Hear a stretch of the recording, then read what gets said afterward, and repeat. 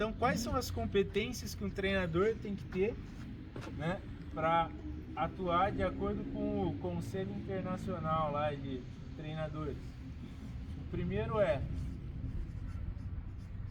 compreender o contexto. Então, isso aqui é a premissa básica. Então, atualmente aqui, quem trabalha com tênis social? Todo mundo? Quem trabalha com tênis infantil? Quem trabalha com tênis de competição? Infantil competição não, mas Mais ou menos. Depende do que você fala. A questão é, a aula de vocês é igual para criança de 7 anos, para o adulto iniciante de 30 e para o adulto avançado de 40? Certo? Então, não é igual. Então, a primeira coisa, na hora que eu estou pensando na aula que eu vou dar, em que eu vou fazer em quadra, eu tenho que entender o contexto que eu estou atuando.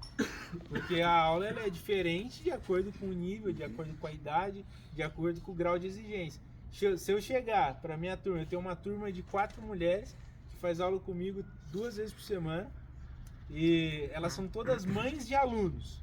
Se eu chegar para elas e cobrar elas do jeito que eu cobro o pessoal da competição, elas chegam no fim do mês, elas passam na secretaria e falam: a gente quer outro professor, esse cara é maluco. Porque ali é outro nível de exigência. Então, o que eu quero? Eu tenho gente aqui no contexto social que ele quer o quê? Praticar um esporte para ter saúde. Beleza? A aula vai ser de uma maneira, certo? Eu vou planejar minha aula de uma maneira. Agora, se eu vou dar aula para um cara que quer jogar ranking, quer jogar o torneio, quer chegar na classe A aqui da Deluca, a minha aula não pode ser voltada só para promoção de saúde, fazer um exercício. Então, de acordo com a aula, de acordo com o aluno que eu tenho, com o contexto, com a turma que eu tenho, eu trabalho de outra maneira, certo? E aí, a partir do momento que eu entendi o contexto, eu vou pro ponto-chave aqui.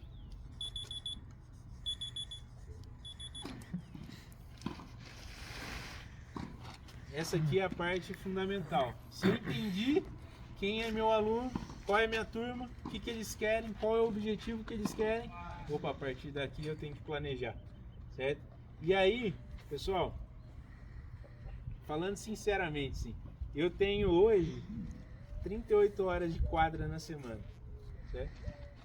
Dá para planejar 38 horas de aula? No mundo ideal dá, na realidade impossível. Porque eu tenho que chegar em casa, eu tenho que lavar a roupa, eu tenho que cozinhar, eu tenho que lavar a louça, eu tenho que ir no mercado, eu tenho que botar a roupa para lavar. Não dá para planejar. Mas existem maneiras de que o meu planejamento ele possa ser pelo menos mais adequado. Porque se eu consigo dar uma aula para um adulto iniciante, para o adulto intermediário, para o adulto avançado, eu posso planejar o mesmo tema. O que vai mudar? O grau do exercício que eu estou passando, certo? Então, se eu posso sair de uma situação fechada para um semi-aberto, para um aberto, certo? De uma maneira que todo mundo, dentro do seu nível, consiga atingir o resultado. Então, um cara avançado, eu vou fazer ele sacar aberto aqui e buscar a primeira bola num espaço vazio. Certo? O aluno iniciante também, só que ele vai fazer assim e assim. Não quer dizer que ele não conseguiu sacar aberto e buscar o espaço vazio. Acontece que ele não foi lá, não deu um slice, depois fugiu e pegou uma direita invertida, certo? Mas o objetivo tático, ele tá lá. Ele tá claro. Todo mundo é capaz de executar, certo?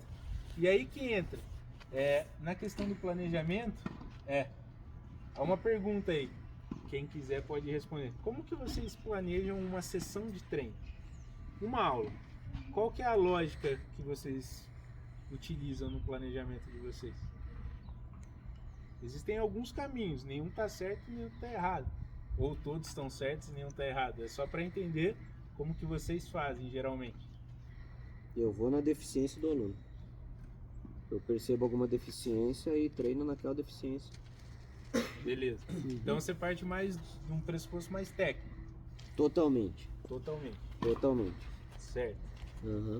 Pra mim, o aluno tem que ser capaz de fazer certas coisas. Ele tem que ser capaz de fazer um forehand, capaz de fazer um backhand, fazer um slice. Perfeito? Não. Mas ele tem um... Ele sabe o que está fazendo. Só que Roberto tem alumnos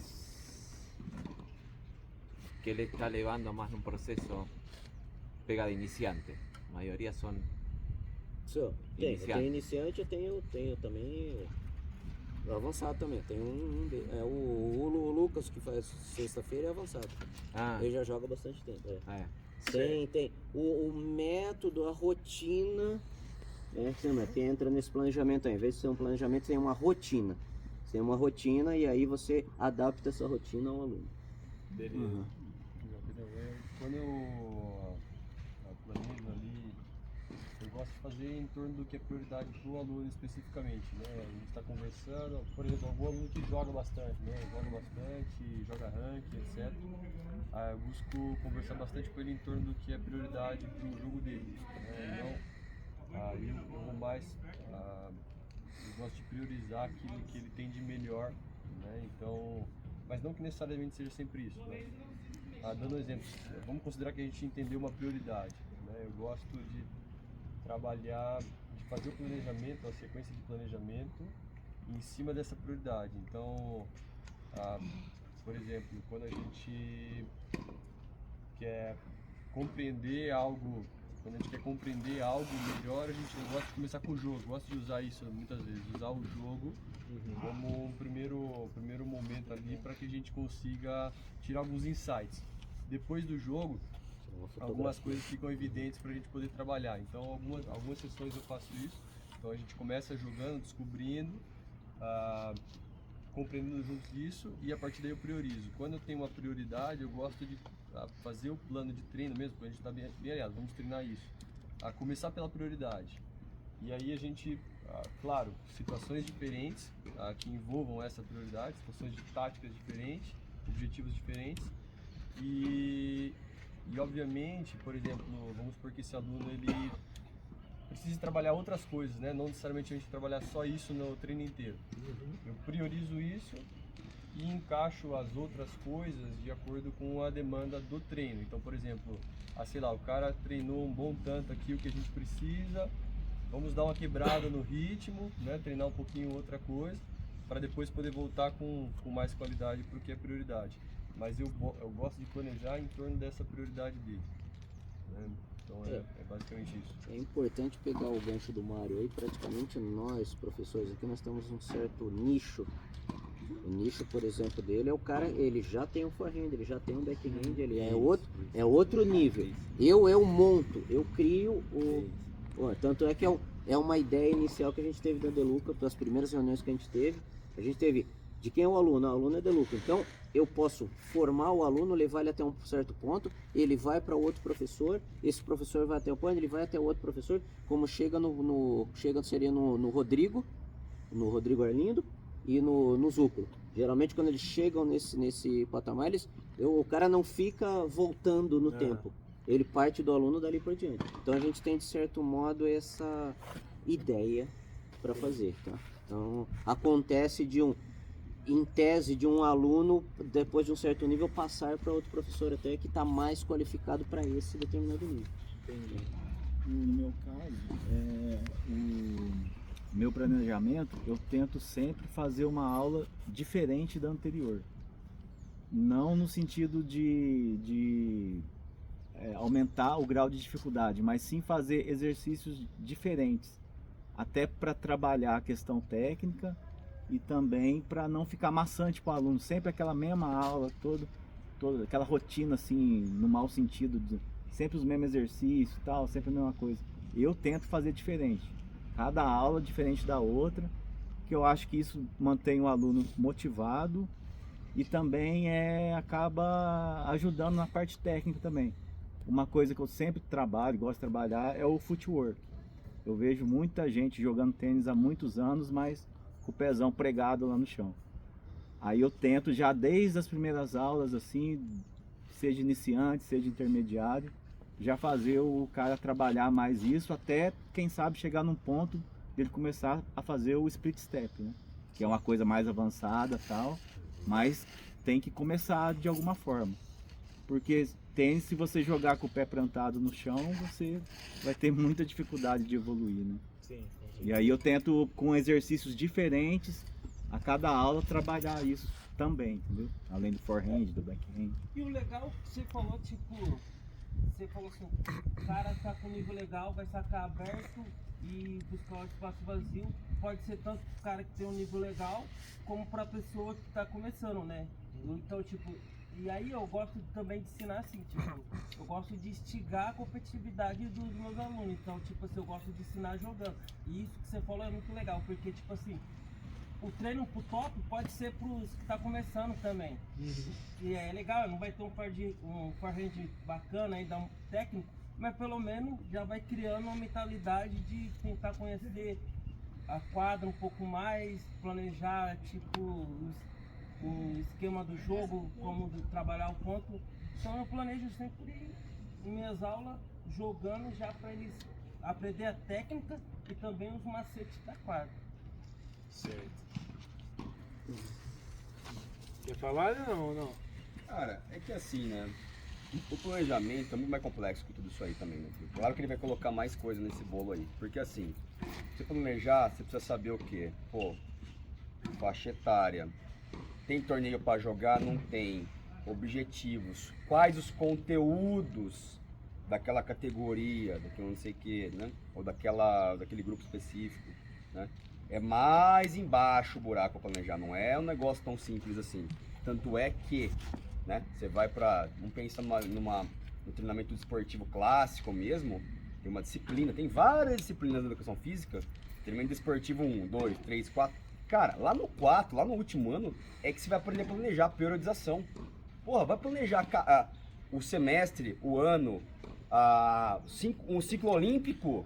Vai pegar o ciclo olímpico da seleção de taekwondo, ver como que é foda fazer o negócio. É dificílimo fazer, cara. Como é? Vai, um microciclo, um mesociclo, um macrociclo. É dificílimo fazer o negócio.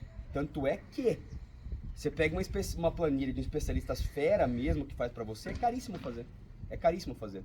É um trabalho de, cara, pra poucas pessoas até. O Rafa sabe que ele pegou um cara violento aí pra fazer, um cara, puta, doutor em biologia molecular, meu amigo pessoal lá.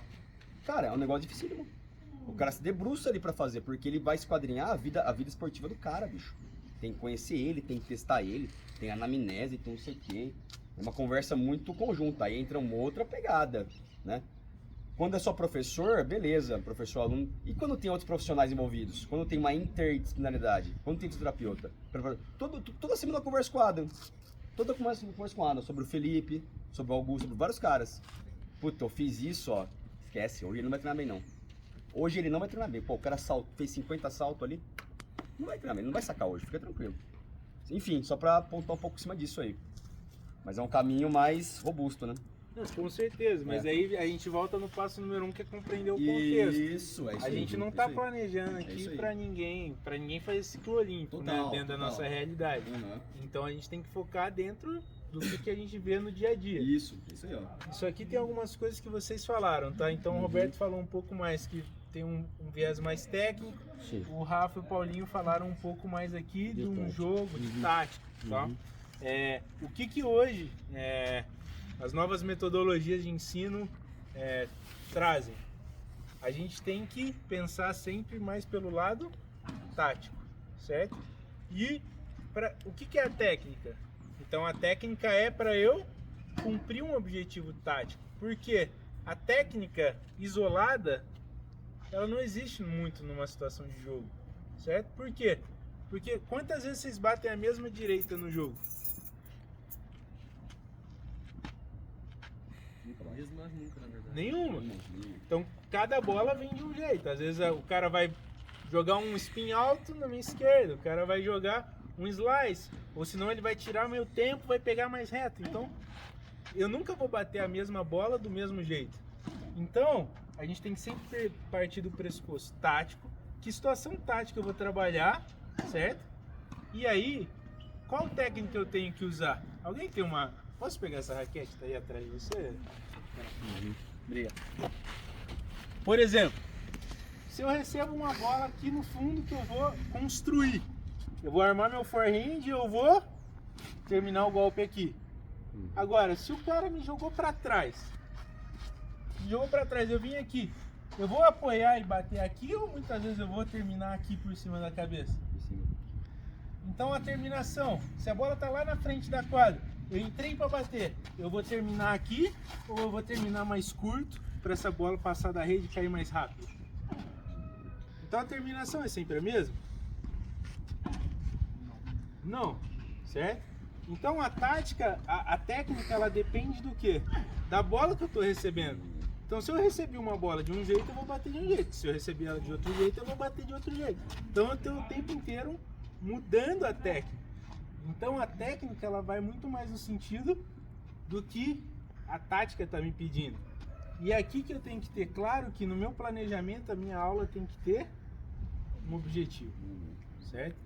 Ah, é um objetivo por aula? Não necessariamente. Às vezes podem ser 2 objetivos por aula. Mas desde que eu consiga passar, pelo menos aqui, 3 exercícios do mesmo tema. Então eu posso. Aí o Rafa falou, putz, eu gosto de começar a aula com um jogo para o aluno entender como que ele tá e a partir disso a gente fazer o trabalho. Então hoje a gente classifica isso como método da ampulheta. O que é isso? O jogo é uma situação um pouco mais aberta, certo? Putz, fiz o jogo. Ah, tem uma coisa ali que está muito ruim. Não dá para o cara continuar. Eu fecho. De que maneira que eu posso fechar? Drill. Eu posso fazer um educativo, certo? Aqui eu estou numa situação mais aberta. Que outra maneira eu consigo fazer uma situação mais fechada? Ou um controle. Eu estou ali com o professor, o cara tem que trabalhar a direita a fundo aqui. Então eu como professor vou estimular ele ao tempo inteiro. Aí lá para trás, bater, recuperou. E eu vou, só que numa situação mais, não mais de drill, mas eu fazendo o aluno ou os próprios alunos fazendo entre eles. Então eu coloco alvos, coloco várias coisas, mas eles fazendo controle. Um jogo técnico-tático que eu, putz, então vamos lá, vamos fazer uma situação que você vai fazer 1, 2, a terceira abre o ponto. Aí é um jogo que a gente chama de técnico-tático. Então ele fez a técnica e a terceira bola ou a quarta bola abrem o ponto, certo? Então, jogo técnico-tático e o jogo tático. Então, aqui a gente tem uma enormidade de exercícios que a gente pode explorar, certo? E o jogo tático, às vezes a gente fala no final do... Pô, a gente treinou assim, vamos dizer, a gente treinou dominar o ponto com o forehand no back do cara, certo? Então eu posso fazer isso. Eu pego o cesto e o cara vai lá, boom, drill, drill, drill, a gente faz 10 bolas. Aí agora vamos lá, tem um cara aqui, eu lanço uma, lanço 2 de treino, a terceira você fez, tá valendo ponto. E a próxima, meu, lançou, o cara fugiu, pegou, tá valendo. E aí vamos ver se ele consegue. Então essa é uma maneira, ou senão a gente... Que aí é a mais comum que a gente tem, né? A gente começa de uma situação mais fechada, vai para uma semi-aberta e aí vai para uma situação aberta no total. Então nenhuma dessas não tem certo e errado. Existe a maneira que a gente vai conduzir. Muitas vezes, se a minha turma é uma turma que já começa a ligar, tem gente que chega antes, fica aqui fora, já começa aquecido, opa, começa com o jogo hoje, para mudar a maneira de dar o treino. Ah, agora é o cara que chega atrasado, já teve uma lesão, não sei o que, vamos fazer um aquecimento, uma situação um pouco mais fechada aqui para o cara aquecer o corpo, para ele não lesionar, e a partir disso a gente vai para coisas mais abertas.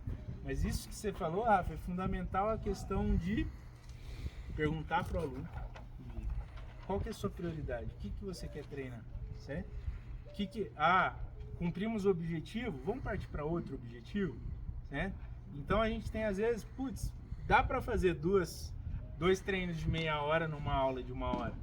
Ou às vezes, esse aqui ficou um pouco a mais, vamos fazer 40, 45 desse objetivo número 1, a gente faz 15 na próxima aula, a gente parte para volta nesse aqui que a gente ficou só 15 para passar mais tempo para você pegar. E o que é importante? Isso aqui eu lembro, toda vez que eu vejo isso aqui, nos objetivos, a gente tem que contemplar o quê? As 5 situações de jogo. Eu lembro de um desenho que o Denis postou no Facebook uns 10 anos atrás, mentira, nem te conhecia 10 anos atrás, mas é o cavalo, vocês já viram, esse é né? muito O cavalo bom. que começa ótimo, e aí no final ele vai ficando horrível o desenho, né? É o cara tem um puta forehand, aí o cavalo bonitão, aí o jogo de rede dele é horrível. Agora, quanto tempo, isso aí eu não tô excluindo não, tá? Quanto tempo a gente treina devolução de saque? Quanto que no nosso planejamento entra a devolução de saque? Quanto que entra de saque? Ou a gente bota o carrinho ali, saca aí 20 bolas e vamos jogar o ponto, né? Quanto que entra jogo de rede? Todo mundo que trabalha com tênis social aqui, quando um adversário dos seus alunos vai para a rede, o que o cara faz? Vai pro fundo. Eu fui para a rede contra você, o que você vai fazer, Roberto? Eu? É. Como aluno, você tá falando? O que você vai fazer jogando? Olhei. Não, eu tô na rede, você tem que me passar, o que você vai fazer? Peito. Peito. Ô lobby. assim, ó, Ô lobby. Se der pra passar, passa. Se não, joga lá pra tentar preparar pra próxima. Opa, como que chama isso aí? Preparação, não é? Passada em 2 tempos. Faz o cara golear primeiro. Faz o cara Se não der golear. pra passar a primeira, faz ele golear. Quem já deu aula aqui de passada em 2 tempos? Né? Mas aí eu venho a compreensão tática. Onde que eu tenho que jogar a bola para fazer a passagem em 2 tempos? Paralelo. Paralela, será? Baixa, no pé. Pé. Por que no pé, Paulinho? Porque ele vai erguer, você vem, e ele vai estar abaixo ainda pra se recuperar e vai estar livre do outro lado. Então se você abaixa a bola, o cara tem que fazer um voleio de baixo para cima. Ele vai ser agressivo nesse voleio? Não. Então na próxima bola eu venho para dar passada. A não ser que o cara tenha subido muito mal, eu tô inteiro, aí eu vou para passada direta. Sim. Mas se não, eu vou fazer... Qual outra bola é boa para passada em 2 tempos? Essa aí eu aprendi com o Caio, hein? Essa aí eu quase nunca usava. Corpo, beleza. Ele já tinha falado. Sei lá, slaição, vai. Quem aqui, quantos alunos vocês têm que tem um voleio alto de esquerda firme que mata o ponto? Faz o cara fazer esse voleio aqui, ó. O cara vai se complicar na hora. Eu vou me complicar, imagina o cara nível B, C, eu jogo tênis há 26 anos. Então, isso tem que estar no nosso planejamento. Eu tenho que dar treino de saque, eu tenho que dar treino de devolução. Esse aqui a gente dá, não preciso nem falar, fundo contra fundo, né? Jogo de rede, o cara tem que saber fazer um bom approach. Posicionamento. Então eu fiz o approach na paralela, eu cubro aqui, eu fecho o ângulo certo, eu não fico no meio da quadra, certo? Eu tenho que fazer o split, porque senão o cara me dá lobby e eu não consigo pegar. Se a gente não ensinar essas coisas, os caras não vão aprender. E aí a situação do passador, porque se tem um cara na rede, tem um cara passando, né? Então essas são as 5 situações de jogo. E isso aqui tem que entrar aqui. Tem que entrar no nosso planejamento, porque senão os nossos alunos viram aquele cavalo. Tem um puta forehand, um backhand que dá conta, mas não tem slice, não tem voleio, devolução, certo? Até porque aí quando a gente começa a entender o jogo, quantos por cento do jogo acaba em 4 bolas?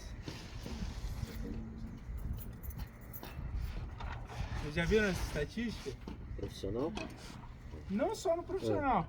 Vocês têm câmera aqui, não tem? Que filme? Tem. Filma o jogo do amador e vê se é diferente. Aí, os pontos são divididos de 1 a 4 bolas, 5 a 8 bolas e mais de 9 trocas. Quais são as porcentagens? Deixa eu ficar quieto. 70% de uma quadra. 70% de uma quadra. E de 5 a 8. Eu acho que é um realmente suspeito numa casa. Não, Acho que eu ia 5 a 8 e 10 de... A maioria da quarta bola 20 a tá 25 querendo aí. terminar o quê? Mas depende, tem uns jogos aqui de 2h30 que o povo fica trocando 500 bolas eternamente. Tem... Mas aí são bons, quando são ruins. É nada, quando tem 2 ruins também vai um monte de o bola. C, por assim. exemplo, tem um monte de troca. O cara fica jogando pra cima, o outro joga pra cima. Depende. Quais pontos? A C. Tem que fechar em 100. Quais pontos? Como assim? Considerando que o C... O Acontece C. O isso. C. Não, Mais de 9. quando? C. Eles jogam aqui, Uhum. mas não são todos os pontos. Ah, Não. não. Quais pontos?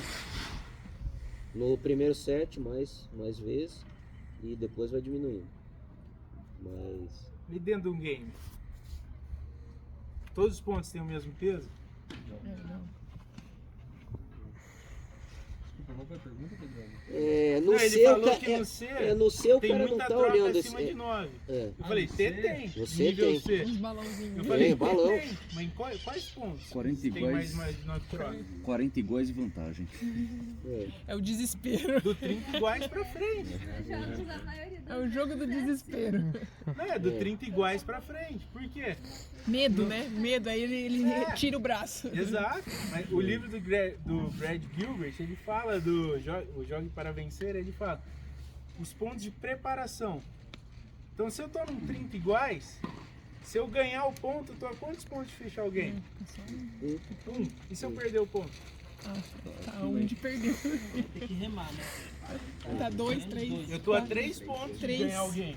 Porque eu tenho que pegar o iguais, Putz, se ganhar mais. pegar a vantagem e fechar.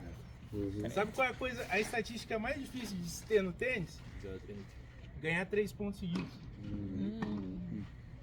É muito difícil eu conseguir ganhar 3 pontos seguidos. Então, se eu tô num 30-40, sacando, é difícil ganhar 3 pontos seguidos. Então, pode filmar. No amador, isso aqui já tem estudo, hein? No amador e no juvenil, como o saque não é uma arma tão grande quanto no profissional, isso aqui cai para 60%. 60% do jogo social é saque, primeira bola, devolução, primeira bola. Quanto a gente está treinando, saque mais uma, devolução mais uma. Se ele é mais da metade do nosso jogo. Então, se a gente começa a entender como o jogo acontece de uma maneira geral, eu começo a ter um planejamento mais assertivo. E aí, o meu mentor, não sei se vocês conhecem o Caio Cortella da CBT, esse cara é o cara que toda vez que eu tenho uma dúvida eu ligo para ele e ele me atende. É o principal estudioso de tênis no Brasil. Ele fala, aí que tá a diferença o meu aluno,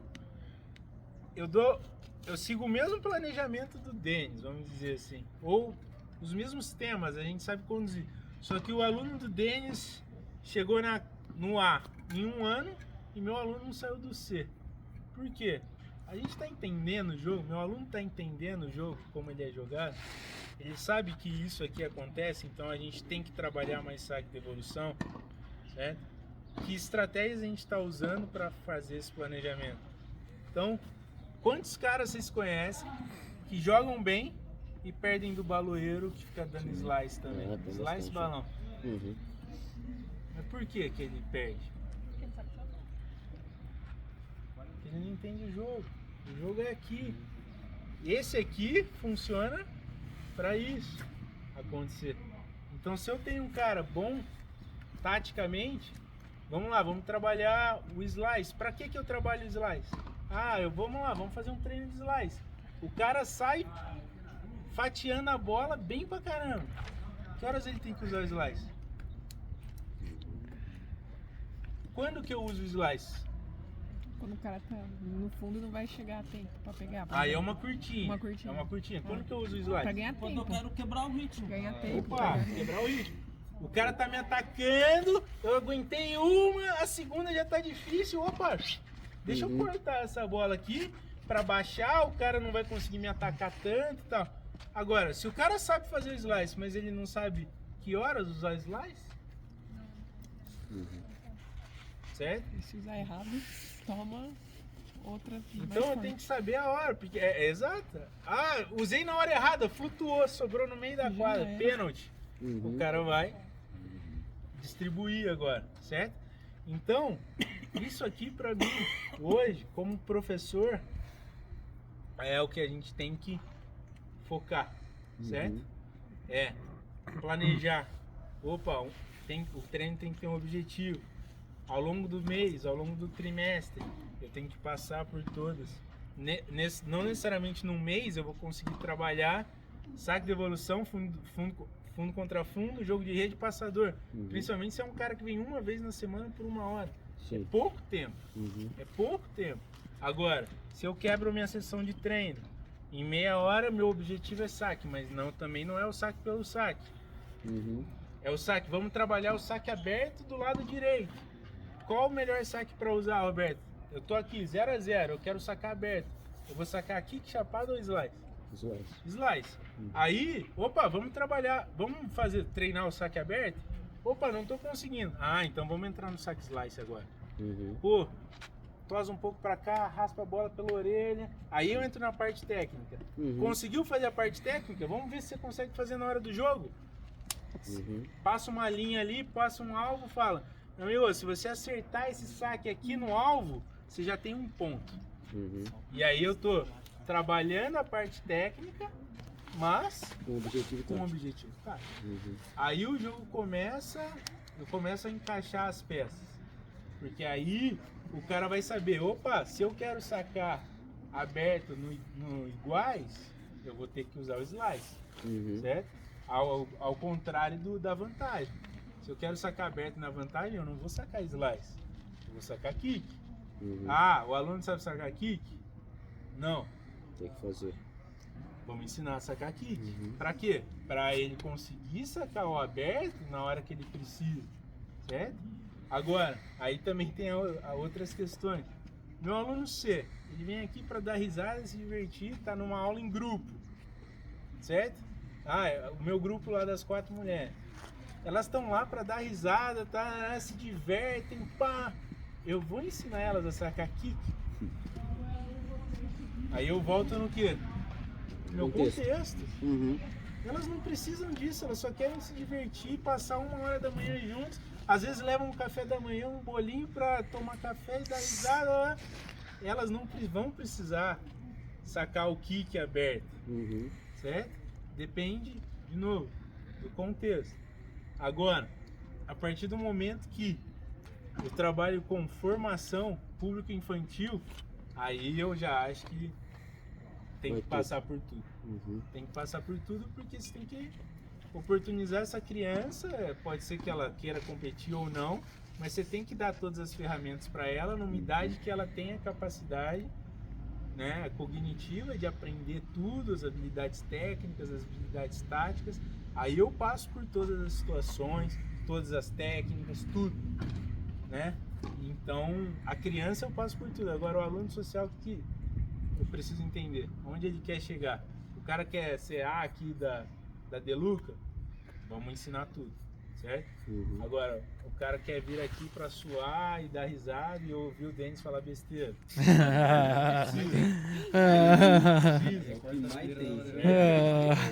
Ouvir as piadas, Então, Então, o que eu tinha mais pra passar pra vocês é isso. Sim, certo? é o esqueleto. Isso. Eu acho que, óbvio, tem muita coisa que a gente pode entrar. Se quiser, a gente pega a raquete aí e faz uma situação de uma progressão e tal, porque, isso aqui é fundamental. Nesses 3 exercícios, o aluno tem que ter a progressão. Ele tem que sair do mais fácil e ir pro mais difícil. Agora, a depender do nível do exercício, o aluno não está conseguindo executar, regride, certo? Regride.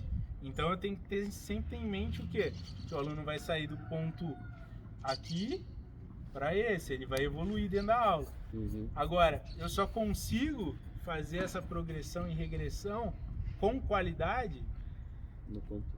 se eu tiver planejado. E como faz para fazer algum tipo de regressão sem desmotivar o aluno? Para que ele saia da aula ainda com... Não, eu vou conseguir, eu sei fazer isso. Mesmo que ele não consiga na aula, às vezes, cumprir um objetivo. Como que termina isso para uma próxima aula ele querer voltar motivado e não sair desanimado que ele não conseguiu, por exemplo, ou que ele teve que regredir? Aí tem uma coisa fundamental da gestão de tempo da aula, né? Que volta mais uma vez no planejamento. Eu tenho que saber, putz, a parte dura da aula não pode ser no final. Porque senão pode ser que o cara saia frustrado. Então, a parte dura aqui no meio, porque aqui no meio eu ainda tenho margem para avançar ou dar um passo para trás. E aí a questão da regressão a gente não precisa muitas vezes gastar muito tempo. Às vezes a gente, putz, não tá nada dando certo. Não, o cara precisa de um ajuste de 2, 3 minutos. Ali, fecha, às vezes pega uma bola laranja, tal, usa a regressão. Opa, pegou, vamos de novo, vamos tentar de novo. Então, para não gastar tanto tempo, é importante regredir para o cara sair com a sensação de que tá conseguindo fazer. Mas o ideal, parte mais difícil, meio da aula, né? Porque aí você tem mais tempo para regredir e terminar avançando de novo, né? E não deixar ele com essa sensação de tipo, putz, não consigo. Até porque o tênis é difícil pra caramba. É tecnicamente super difícil. Então, se a gente pega um aluno que não tem tanta habilidade, não praticou outros esportes, né? Ele vai ter dificuldade. Então, a gente também precisa estar ciente disso. E aí, mais uma vez, a partir do momento que isso aqui está feito, se torna mais fácil. Agora, muitas vezes também eu não consigo completar tudo que eu planejei dentro da mesma aula, na mesma sessão de treino.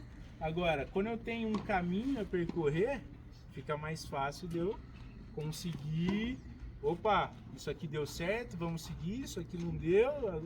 Agora, quando é uma aula que eu tô, a gente escuta sempre isso nos cursos, os caras falam, quando eu tô no carro pensando, puta, o que eu vou dar aula hoje? Vou pensar, aí é mais difícil na hora da aula eu conseguir achar uma saída, uma alternativa. Por quê? Porque não tá previamente pensado o que dá para fazer, se ele não conseguir, o que eu preciso fazer para regredir, o que eu preciso fazer para progredir. Até porque, assim, o arsenal de exercício de um professor ele não é tão grande. Você não precisa ter um arsenal. Às vezes o mesmo treino que eu vou usar o mesmo treino para um tema e para outro, só que o objetivo é diferente, né? Eu não preciso ter 150 exercícios diferentes para cumprir os objetivos. Às vezes coisas simples, é o simples bem feito que dá conta do recado. Nada mirabolante para cumprir um objetivo, fazer uma progressão, uma regressão. É 2, 3 minutos que você passa. Então, por exemplo, tem uma menina que treina ali comigo, que está na competição, ela tem muita dificuldade de gerar potência, assim. Ela está usando um pouco essa explosão no quadril aqui. Amarrar, já estou pensando para quando ela voltar, que ela está de férias. Amarrar um elástico aqui nela, para ela sentir que esse corpo precisa girar. Ou senão, o que muita gente usa também, pega um cabo de vassoura e aí a pessoa tem que fazer o giro aqui. Você faz essa sensibilização, fez a sensibilização do educativo, faz agora com a raquete, pum, pum, mais uma. 3 sequências ali, em 3, 4 minutos você matou o negócio e ela vai pegar ali. Óbvio, ela vai ficar com isso gravado? Não. Aí ela vai precisar repetir, até automatizar, né? Mas, nesse processo, tem que ir voltar. E aí entra o negócio que você estava falando da periodização. Hoje em dia, a periodização, principalmente no tênis, ela tem sido a ciência está debatendo de que a periodização não funciona mais tanto. Uhum, E aí tá usando a pedagogia não linear. Linear. Então você vai, você volta, você vai, você volta, você vai. Porque o que precisa o foco não está no ensino, mas o foco está na aprendizagem. Uma pergunta, só para pequeno estudante de ensino linear. Quando você pega um aluno iniciante, zerinho, não tem nada, você pensa como você vai ensinar ele? Porque não vou começar a ensinar pelo saque, vou começar a ensinar ele com fundo de quadras. Você tem uma progressão de ensino? Como pode falar? Um caminho que é melhor, um caminho né? melhor para começar uma sequência de momentos de jogo para ensinar? Como que é isso? Eu uso muito a lógica do Playing Stay da ITF, que é o que acontece até a metade dos anos 2000 ali, o tênis ele tinha muita adesão, só tinha pouca retenção de alunos, perdia muitos alunos, certo? E aí a Federação Internacional ela criou não é um método, né, é um programa, mas que é o Play and Stay, jogue e fique. Então, qual que era o objetivo? Jogar desde a primeira aula. Então você dava ferramentas, ele começa bola vermelha, mão com mão, os dois jogando com a mão. Depois mão com raquete. Aqui no espaço pequeno, um quadradinho, mão com raquete. Agora vamos fazer isso do outro lado, mão com raquete. O saque ele só precisa ser acima da cabeça, certo? Você joga a bola para cima e tem que fazer o contato acima da cabeça. E o que era fundamental? Que a pessoa no final da aula ela jogasse um tie break. Pra ela sentir com a sensação que ela jogou. Que ela não ficou ali. Eu aprendi tênis, eu juro pra você. A minha primeira aula de tênis era assim, ó. Tinha era escolinha pós-Google, né? Então tinham 20 crianças na quadra, tinham 3 professores lançando bolinha com a mão e uma fila. Essa fila seguia aqui, essa linha, uma fila no meio e uma fila na outra. E aí a gente ficava assim, ó. 1, 2, 3. 1, 2, 3. Sem bola. Aí chegava a sua vez de bater na bola. Você batia 1, 2, final da fila. Aí o Ludir até fala, a gente somos os sobreviventes. Porque, porra, aprender assim, continuar jogando. A chance de você não jogar era muito mais alta do que jogar. Exato, é tudo louco. Você tinha que gostar muito pra ficar, cara. Nossa. E aí, qual que é o grande lance? Por que, não sei como é aqui, mas a gente tem lá no Cultura o Lucas Souza. Por que o beach tênis bomba? Joga desde o começo, né? Joga. Como já sai jogando ranking o primeiro mês já. Iniciante, já joguei. Se diverte. Tá jogando. Música, competição. Então reduz o espaço, reduz a velocidade da bola e joga. Aí a pessoa faz o forehand assim, beleza. Aos poucos a gente vai ensinando que é do lado, não é aqui perto. A raquete vem na horizontal, não vem de baixo para cima. E aí você vai moldando. Mas o que? De acordo com o grau de dificuldade. Porque na bola vermelha quadradinho, um adulto, se ele faz isso aqui, a bola passa. Então ele não precisa ter a terminação ainda. Agora, vamos pra bola laranja, ele já começa a ter mais sensação. Vamos pra bola verde, fundo de quadra. Se o cara não seguir o golpe, ele não vai fazer. A bola não vai. Então, o espaço que você usa, a bola que você usa, vai ajudando a formar o jogador, a progressão ali. Show de bola. Vocês têm alguma dúvida, alguma coisa que vocês queiram comentar? Pergunta, galera, pelo amor de Deus. Perguntas. Vou dar uma pergunta, só um relato assim muito crítico que você está falando da relação do Play and Stay, né? Antigamente eu pensava de uma forma muito mais fechada mesmo, mas acho que abrir para esse leque te dá muito mais oportunidade de gerenciamento até de muitos alunos, né? Esse final de semana eu iniciei uma clínica, cara, lá no lançamento de um condomínio lá em Campinas, né? Eu cheguei lá, cara, eles me falaram que seriam 20 inscritos, tinham 48. Nossa. Pô, eu falei, não é possível que você fizesse isso comigo. Eu falei, caraca, o que eu vou fazer aqui agora? Eu tinha planejado, na real, né, um trabalho um pouco mais de ensinar mesmo, os básicos, assim, do tênis e tal. E aí, cara, eram 6 horas de evento, diluídas em 48 pessoas. Então, 48 pessoas diluídas em 6 horas. Então, seriam mais ou menos, assim, 8 pessoas por turma. O que eu fiz? Cara, eu falei, cara, eu preciso fazer essa galera jogar, entendeu? Eu saí daqui jogando.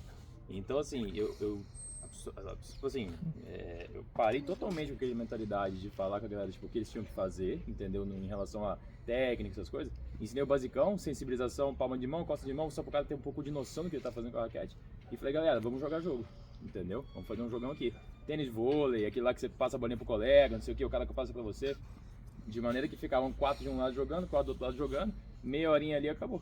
Entendeu? Então assim, a galera, a maioria, cara, saiu de lá, tipo, extremamente cativada. Tá ganhando dinheiro com nós, hein, Rodrigão? Pô, você viu? O que a galera falou, cara? Falou assim, bicho, eu achei que tênis era muito mais difícil. Eu falei, de fato é difícil. Só que se você não se diverte logo do começo, bicho, você não faz nada, cara. Não faz nada, entendeu? Você vai ficar anos e anos e anos fazendo um negócio que você não vai se divertir, não vai aprender, entendeu? Porque você vai fazer uma coisa maçante ali e não sai do lugar.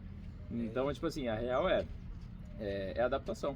Entendeu? Pura adaptação. Porque eu fui com uma cabeça e tive que me adaptar na hora pro lado mais fácil de fazer o caminho, né? E é muito isso aí mesmo, funciona pra caramba mesmo. E às vezes é muito mais interessante pro cara do que você ficar ali lançando, o cara bate uma, duas, final da fila, uma, duas, final da fila. O tempo de espera é grande. E aí por exemplo, na bola vermelha, putz, a gente usa o quadradinho, certo? Já dá pra trabalhar tática na bola vermelha. Dividiu a quadra no meio e você fala, opa, você tem que jogar uma de um lado, uma do outro, uma do outro lado. E você já começa a fazer o cara, tem que correr. A criança já tá entendendo o quê? Que se ela tirar do meio e fizer o adversário correr, ela leva vantagem. Né? Então, desde a bola vermelha eu já tô ensinando tática. E aí a gente vai moldando. O golpe, ele entra pra... o spin, o cara chegou na bola laranja, vamos ensinar o top spin. Por quê? Porque aí ele pode acelerar mais a bola, né? E aí, mas se você... tem um negócio que um treinador me falou há muito tempo atrás, que ele falou, se você ensina, tipo, você fala pra criança, eu vou aprender o top, você vai aprender o top spin. Aí ela fala, tá, beleza. Só que se você chega pra criança e fala, você vai aprender o top spin, sabe por quê? É isso. Porque aí você vai poder dar uma acelerada na bola, meter um win e ele falar vamos, o seu adversário. Aí ele fala, opa, agora eu quero aprender. Né? Então Boa, também cativar ali. E é isso. Quanto mais o nosso público estiver feliz dentro da quadra, por mais tempo você tem um aluno, aí mais dinheiro você vai ganhar, mais aluno você vai ter, certo? E mais tempo hábil para trabalhar a técnica dele no futuro. Sim. Mais tempo hábil, é isso aí. Galera, só pra dar uma fechadinha rápida aqui, primeiro de novo, né? Agradecer o Pedrão aqui demais, mas só pra gente fazer um... Você quer falar? Claro, faz. Tem pergunta? Você não levantou a mão. Não deu punch, vai. Você não levantou. Lá vem eu quero que você perguntar. Vai lá. Ao contrário. Cara, duas perguntas, tá? Nesse aspecto mais social. Igual, tem coisas que realmente ali o aluno tem dificuldade de aprender, coisas que são mais difíceis e tudo mais. Tem coisas que, não sei, eu como treinador, não sei se você sente isso também, tem coisas que são um pouco mais naturais. Eu particularmente gosto de deixar que algumas coisas sejam um pouco mais naturais. Coisas que eu percebo que às vezes eu tento interferir e piora. Tipo assim, alguns golpes, algumas coisas ali que são mais intuitivas, né? Não sei, algo do tipo. Se eu tenho uma oportunidade de ajudar que aquilo seja natural, né? Não largar o aluno, mas ajudar que aquilo seja natural, eu prefiro.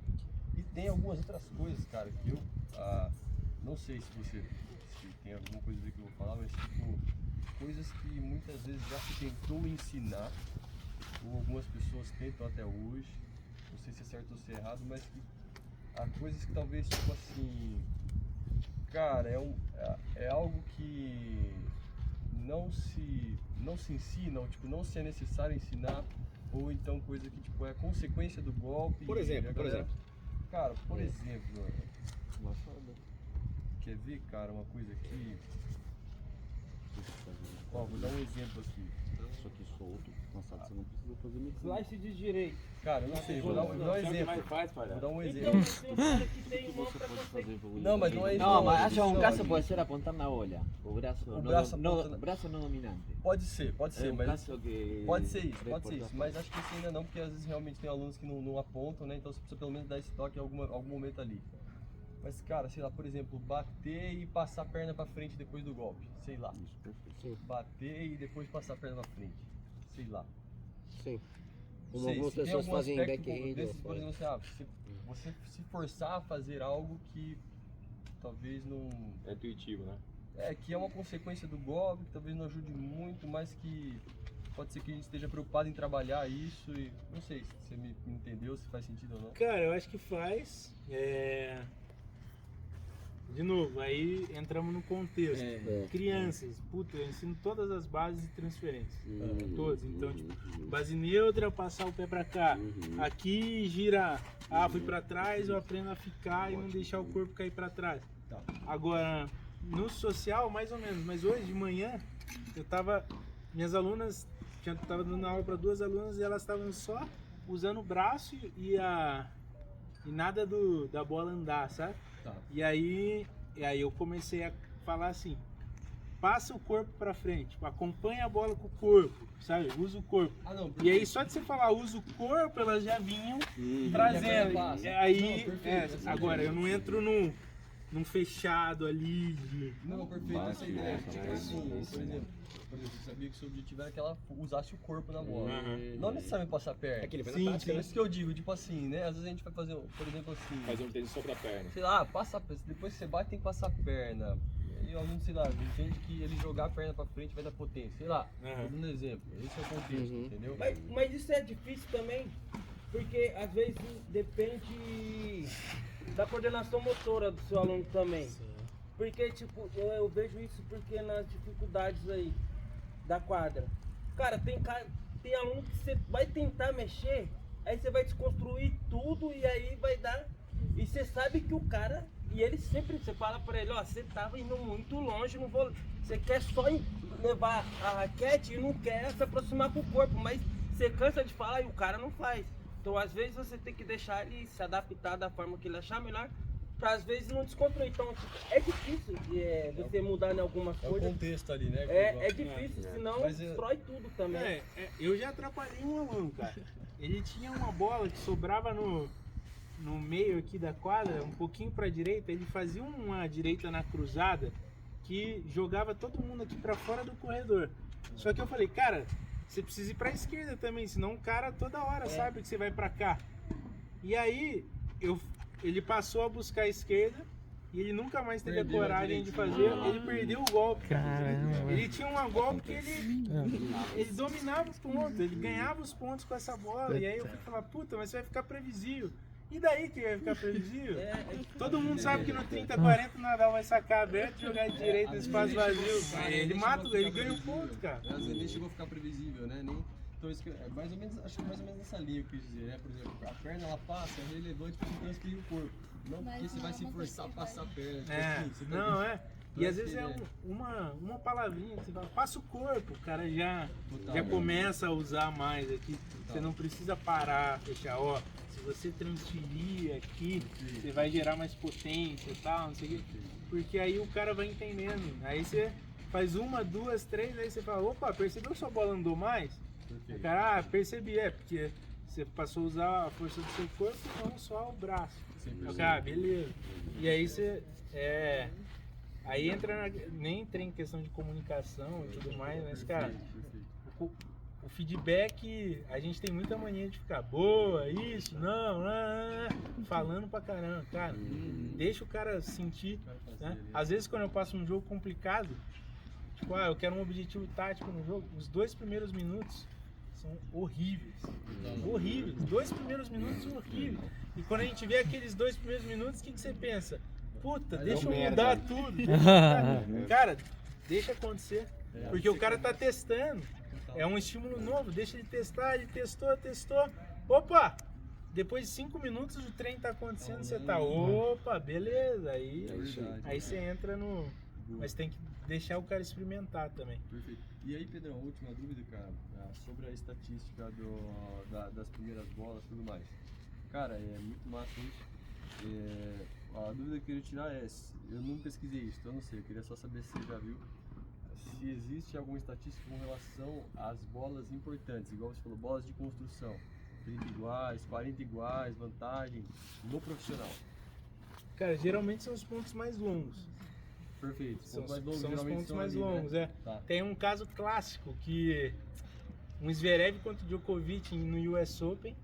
Quarto set, 7 pontos de Djokovic, o Zverev sacando no 15-40, teve 63 trocas. Então, Se fosse 0x0 no game, eles não tinham.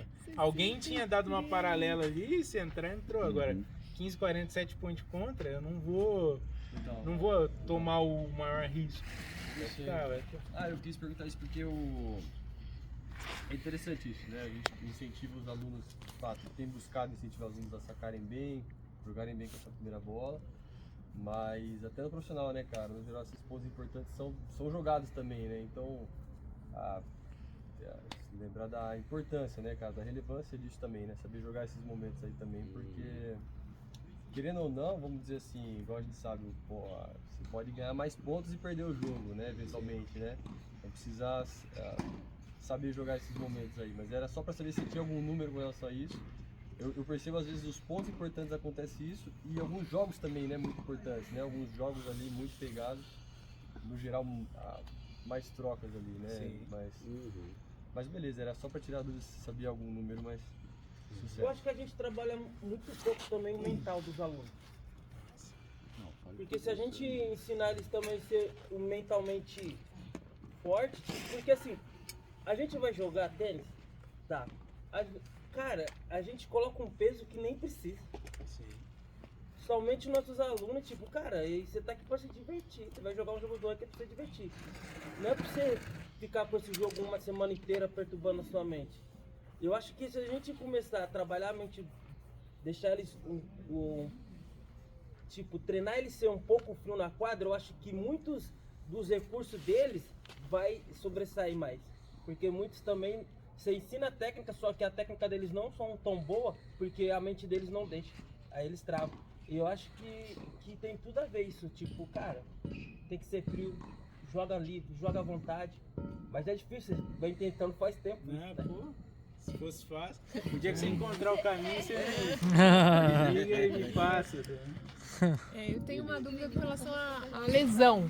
Em qual momento que o professor tem que ficar mais atento quando ele perceber assim, putz, agora eu preciso interferir porque se ele continuar fazendo isso é prejudicial para a permanência dele no tênis, né? Porque se a gente pensa na longevidade, na permanência do aluno por um longo período, é importante estar atento para evitar comportamentos ou movimentos que possam ter uma potencial chance, né, de gerar uma lesão e tirar ele do esporte. Muita gente com questão de joelho, questão de cotovelo, ombro, ou mesmo assim, um movimento que realmente está muito errado e precisa ser visto para evitar algum problema maior. Porque eu vejo muito assim, a técnica não vai dar para ser a técnica perfeita o tempo todo, até porque as bolas são diferentes. E vai ter momento que às vezes você tem que fazer uma salvada que anatomicamente, vamos dizer assim, pode ser que gere algum problema se for feito com muita frequência. E aí, tipo, não é aquele ponto de falar, deixar ele com medo, de não, isso não pode ser feito nunca, porque às vezes também chega nesse ponto e não é saudável, porque às vezes ele vai ter que salvar, ele vai ter que abrir um espacato, vai ter que salvar uma bola, beleza. Mas cada um entendendo o seu limite e como que entender isso, né? O que não se deve fazer nunca, o que é aceitável de vez em quando para salvar uma bola ou outra, e sabe, qual que é esse limite aí que o professor tem que estar para agir, para interferir nisso, para prevenir uma lesão? Eu acho que aí a gente entra numa questão dos princípios biomecânicos. Então, qual que é a função principal da biomecânica? Número 1 é prevenção de lesão e depois é fazer com que o golpe seja o melhor possível, mais eficiente possível. Agora, então se tem alguma técnica muito errada que vai gerar lesão, precisa corrigir. Então, eu tenho muito aluno que bate backhand de uma mão. E aí é muita coisa que pega de cotovelo. Então ali tem que fechar o trabalho. Aí esse tem que ser bem específico, tem que ter reto, braço, fazer essas o cara tem que pegar a técnica certa, porque senão aí sim você vai perder o cara. Às vezes uma simples dica, você percebe que está segurando muito forte a raquete. Sim. Também já soltar um pouco mais. Pegar, pedir para segurar um pouco mais. Esse dedo também, né? Quando deixa o dedo em. Tem então essas dicas assim, de coisas assim, que o professor tem que estar sempre atento, sabe? Não, o backhand. O professor tem que falar. Legal, tem que falar sim. e tem que corrigir.